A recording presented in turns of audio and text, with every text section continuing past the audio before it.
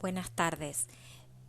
Hoy voy a hablar de un grupo de patologías cutáneas que se caracterizan clínicamente por la formación de vesículas y ampollas, cada una de ellas con sus características de fisiopatogenia distintas. A continuación, se enumeran los diferentes temas a desarrollar. En un primer lugar, en la introducción, se hablará de estructuras de sostén intercelular y dermoepidérmicas. Luego abordaremos las patologías ampollares más frecuentes, como son el pemfigo vulgar, el pemfigoide ampollar y la dermatitis herpetiforme. En cada una de ellas veremos la epidemiología, la fisiopatogenia, las manifestaciones clínicas y cómo llegar al diagnóstico de las mismas. Y por último, se hablará del tratamiento de estas enfermedades ampollares. La resistencia mecánica de la piel se consigue por la presencia de estructuras de unión intercelular denominadas desmosomas y por la presencia de estructuras que unen los queratinocitos con la zona de la membrana basal, denominados hemidesmosomas. Hacia ciertos componentes de estas estructuras se dirigen los autoanticuerpos del pénfigo y el pemfigoide, generando las lesiones ampollares. Como vemos en la imagen del desmosoma, se puede observar la presencia de componentes transmembrana, es decir, que unen una célula con la otra, con la membrana de un queratinocito con la otra, y este componente transmembrana presenta los antígenos del pénfigo, que son la desmogleína 1 y la desmogleína 3. Es allí donde los autoanticuerpos se van a dirigir, produciendo la ruptura intercelular. En el caso del hemidesmosoma, vemos a nivel de la lámina lúcida la presencia de antígenos donde se dirigirán los anticuerpos que van a producir las lesiones del pemfigoide ampollar. Estos antígenos se denominan antígeno del pemfigoide 1 y 2 y es allí donde se unen autoanticuerpos generando la ampolla subepidérmica. Comenzaré hablando sobre el pénfigo y la variante más frecuente, que es el pénfigo vulgar. Esta es una dermatosis ampollar autoinmune donde la edad promedio de presentación es entre los 40 y 60 años, con una incidencia similar en hombres y mujeres. Se produce una ampolla a nivel de la epidermis profunda, suprabasal, por separación de los queratinocitos debido a la presencia de autoanticuerpos contra estructuras del desmosoma que llevan a la ruptura intercelular denominada acantólisis. Esta patología es una enfermedad crónica que sin tratamiento cursa con agravación progresiva, puede llevar a un desenlace letal. El pénfigo se manifiesta clínicamente por ampollas que aparecen sobre piel normal y su contenido es inicialmente ceroso. Estas ampollas son flácidas y muy frágiles, por lo que se rompen muy fácilmente, dando lugar a zonas denudadas, muy dolorosas, que fácilmente sangran extendiéndose periféricamente. Las áreas más afectadas son el tronco, el cuero cabelludo, la cara, la zona de los pliegues, por ejemplo, la zona periumbilical, axilar e inguinal. En el pénfigo vulgar se afectan las mucosas, sobre todo la mucosa oral. Presenta lesiones erosivas, muy dolorosas. La enfermedad puede iniciarse con lesiones limitadas a la mucosa oral que pueden preceder en meses a la aparición de lesiones cutáneas.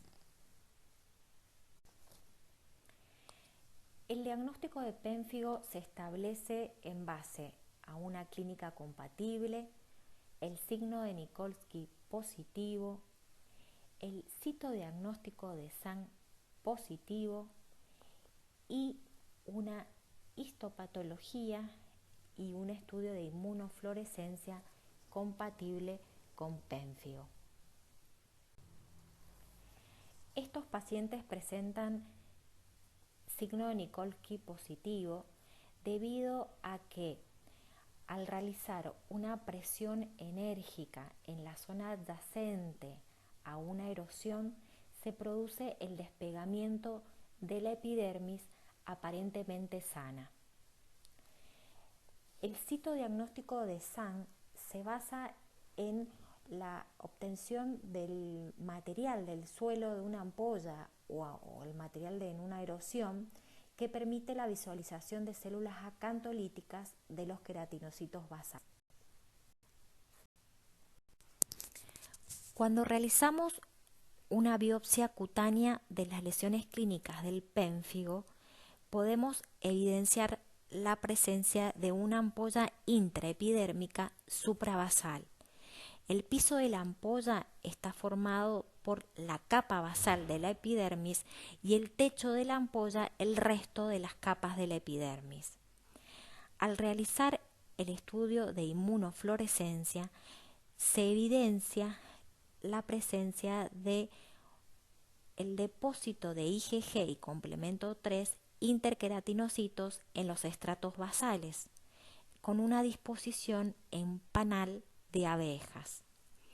En la inmunofluorescencia indirecta se demuestra la presencia del suero de los pacientes con autoanticuerpos IgG circulantes. Continuamos con otra dermatosis ampollar autoinmune, el pemfigoide ampollar. Esta enfermedad se presenta en general en la edad avanzada, con igual incidencia en hombres como en mujeres. En su patogenia intervienen factores genéticos, inmunológicos y ambientales.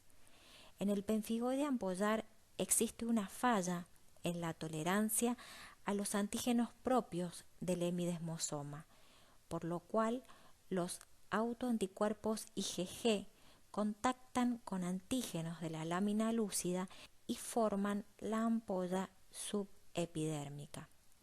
Esta patología se caracteriza por su cronicidad, por cursar con exacerbaciones y remisiones periódicas y por una baja morbimortalidad. Las lesiones clínicas habitualmente son inespecíficas al inicio. Estas son eritematoedematosas, pruriginosas, sobre las cuales más tarde aparecen las lesiones ampollares. Las ampollas característicamente son tensas, de tamaño variable, pero casi siempre de gran tamaño, de 5 a 7 centímetros, y con un contenido seroso o hemorrágico. Se distribuyen preferentemente en la parte inferior del abdomen, la cara interna del muslo, la ingle, en las piernas, en las axilas y en la superficie de flexión de los antebrazos. Las lesiones se acompañan de prurito y el estado general del paciente no se afecta. Un rasgo característico que lo diferencia del pénfigo vulgar es que no compromete habitualmente las mucosas. El diagnóstico del pemfigoide ampollar se establece en base a la clínica, a un signo de Nikolsky negativo y a una histopatología y estudio de inmunofluorescencia compatible. La biopsia cutánea de un paciente con pemfigoide ampollar evidencia la presencia de una ampolla subepidérmica con un infiltrado de eosinófilos en la dermis y la presencia de eosinófilos en la cavidad ampollar. Las ampollas tienen como techo de la misma toda la epidermis y el piso la dermis. El estudio de inmunofluorescencia es de gran utilidad en el diagnóstico diferencial de las enfermedades inmunoampollares. En el caso del pemfigoide ampollar, podemos ver en la inmunofluorescencia directa la presencia de depósitos lineales de IgG y C3 en la unión dermoepidérmica. En la inmunofluorescencia indirecta se detecta la presencia de autoanticuerpos circulantes en los pacientes con enfermedad activa. Al realizar el diagnóstico del pemfio y el pemfigoide, debemos tener en cuenta el diagnóstico diferencial de otras dermatosis que producen ampollas en la piel, como es el caso del impétigo ampollar, el eritema multiforme y la necrólisis epidérmica tóxica. El impétigo ampollar es una enfermedad producida por el estafilococo aureus que produce la presencia de ampollas que se destechan fácilmente sobre una base eritematosa. Estas ampollas, si se extienden y comprometen mayor superficie corporal, pueden dar lugar a zonas extensas de piel denudada, como es el caso del síndrome de la piel escaldada estafilocóxica. El eritema multiforme es un cuadro que afecta piel y mucosas, causado principalmente por infecciones virales herpéticas, que presenta lesiones en blanco de tiro. Son lesiones edematosas o ampollares concéntricas. En el caso de la necrólisis epidérmica tóxica, que es una reacción adversa a drogas, hay una necrosis extensa de los queratinocitos que lleva a grandes áreas denudadas de piel, con apariencia de un gran quemado. Esta entidad tiene una alta mortalidad. A continuación voy a hablar de la dermatitis herpetiforme. Es otra patología ampollar crónica autoinmune que se manifiesta a cualquier edad, pero más frecuentemente entre los 30 y los 40 años de edad. Esta patología se produce por la formación de vesículo ampollas subepidérmicas debido a la presencia de autoanticuerpos IgA dirigidos contra antígenos que se encuentran en los vértices de las papilas dérmicas, los cuales desencadenan una cascada inflamatoria, con la consecuente liberación de factores quimiotácticos que estimulan el aflujo de neutrófilos, y las enzimas liberadas por estos neutrófilos son los responsables de la separación de epidérmica. Es una erupción crónica y recidivante que en la actualidad se la considera una expresión cutánea de hipersensibilidad al gluten. Las manifestaciones clínicas de la dermatitis herpetiforme se caracteriza porque son de aspecto variado. Puede presentarse como pápulas eritematosas, abones o grupos de vesículas agrupadas en ramillete. El prurito es muy intenso. La distribución de las lesiones es simétrica y bilateral, afectando codos, rodilla, zona escapular, región sacra, glúteos y cuero cabelludo. Debido al polimorfismo de las lesiones clínicas y el intenso prurito, se debe realizar el diagnóstico diferencial con otras dermatosis, como por ejemplo la dermatitis atópica, el eczema, la escabiosis y el prurito subagudo. El diagnóstico se establece en base a las manifestaciones clínicas, al estudio de laboratorio, pudiéndose solicitar anticuerpos IgG e IgA, antitransglutaminasa, antiendomicio y antigliadina.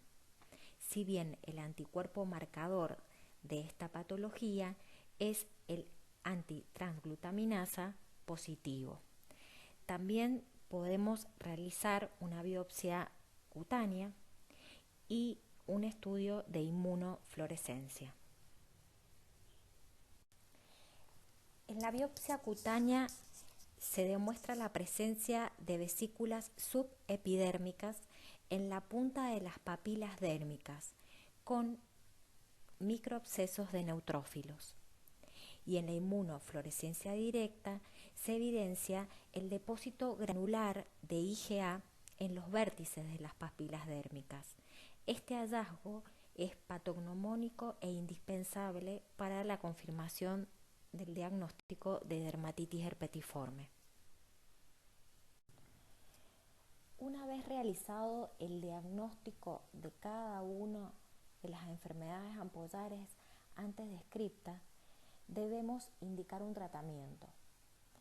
En el caso del pénfigo vulgar, el tratamiento se basa en la administración de corticoides sistémicos a dosis lo suficientemente altas para evitar la aparición de nuevas lesiones. Se indica prednisona a una dosis de 80 a 120 miligramos por día.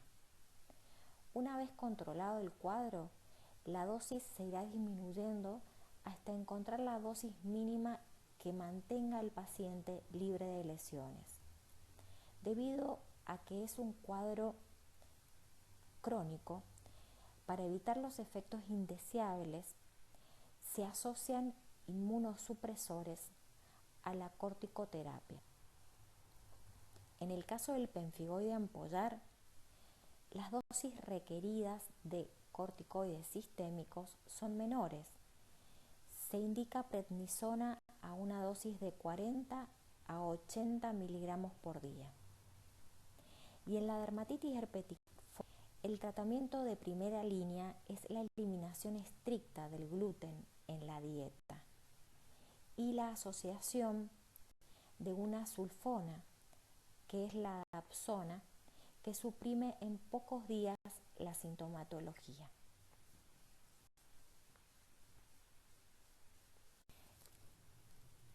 He llegado al fin de la exposición y muchas gracias por su atención.